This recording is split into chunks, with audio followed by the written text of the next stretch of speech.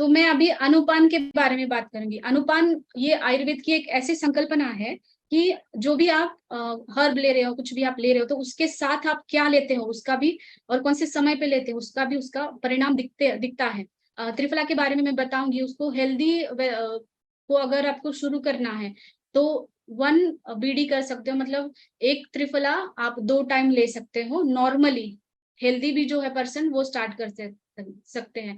और जिनका special condition है, जो मैंने अब तक जो कंडीशंस बताई मेरे पूरे स्लाइड्स में, तो उनको आप 2-2 भी कर सकते हो। लेकिन 3 करना बहुत ही रेयर कंडीशन पे होता है। सिर्फ 3 जो करते हैं ना, कभी कभी 3 देते हैं, 4 देते हैं, तो वो बहुत रेयर कंडीशंस में देते हैं। नॉर्मली 1 या 2 ऐसे ही आप त्रिफला को कर सकते हो। तो त्रिफला को अगर वेट लॉस के लिए ले रहे हैं तो आप गुनगुने पानी के साथ लोगे तो ये अच्छा इफेक्ट दिखेगा। और आप डाइजेशन के लिए, वेट लॉस के लिए अच्छे से अगर आप ले रहे हो, तो वेट लॉस के लिए मेनली मैं सजेस्ट करूंगी कि खाने के पहले आप लो ल्यूकवार्म वाटर के साथ। और शहद का पानी जो होता है उसके साथ भी लिया जाता है। शहद का पानी आपको गर्म पानी के साथ शहद नहीं लेना है। आयुर्वेद में गर्म पानी और शहद निषिद्ध कहा गया है, मतलब विरुद्धान्न कहा गया है। तो आपको नॉर्मल पानी में शहद मिला करके वो आप ले सकते हो, और उसके साथ त्रिफला के टैबलेट्स ले सकते हो, तो वो वेट लॉस में इस्तेमाल होगा। अगर डायबिटिक पेशेंट में हनी का इस्तेमाल करना है तो वो नेचुरल ही होना चाहिए, क्योंकि शुगर एडेड हनी बहुत मार्केट में आते हैं, तो वो डायबिटिक पेशेंट को मैं नहीं बताऊंगी कि आप वैसा ले।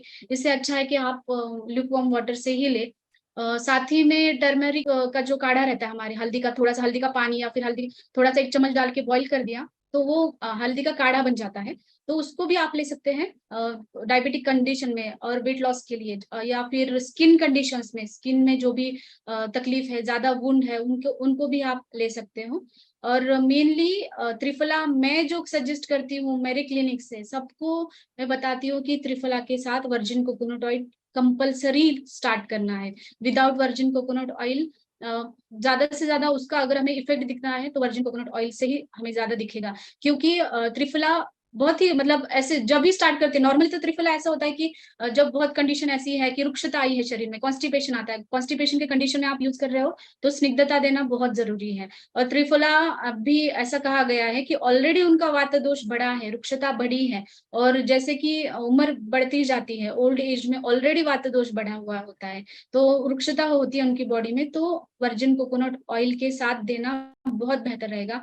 अगर आप नॉर्मल सुबह सुबह नॉर्मल वर्जिन कोकोनट ऑयल ले लेते हो एम्प्टी स्टमक, और बाद में त्रिफला कभी भी आप ले सकते हो, तो ऐसे कंडीशन में आप ज्यादा से ज्यादा वो इफेक्ट देगा त्रिफला का, और वो ड्राइनेस भी नहीं उत्पन्न होगी आपके शरीर के अंदर, और गैसेस भी है वो भी पास होगी अच्छे से।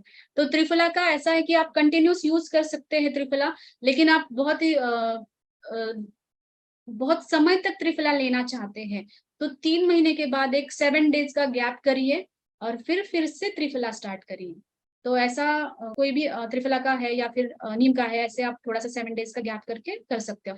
और घृत का जो मैंने बताया, घृत मतलब घी, घी भी आप गुनगुने पानी में अगर मिक्स करते हो और वो ले लेते हो त्रिफला के साथ में, तो आपको आपकी जो आईज की कंडीशन है, नेत्र जो कहा है, चक्षुष्य कहा है, तो बच्चों में भी जो आंखों में दिखता है, तकलीफ दिखती है, तो उसमें ये इस्तेमाल होता है घी के साथ में। वो भी घी प्योर होना चाहिए, गाय का घी होना चाहिए, क्योंकि घी आंखों के लिए बहुत अच्छा बताया गया है आयुर्वेद में। इसलिए आप आंखों के लिए इस्तेमाल कर रहे हो त्रिफला, तो घी के साथ इस्तेमाल करेंगे तो बहुत अच्छा रहेगा, उसका रिजल्ट आपको अच्छे से दिखेगा।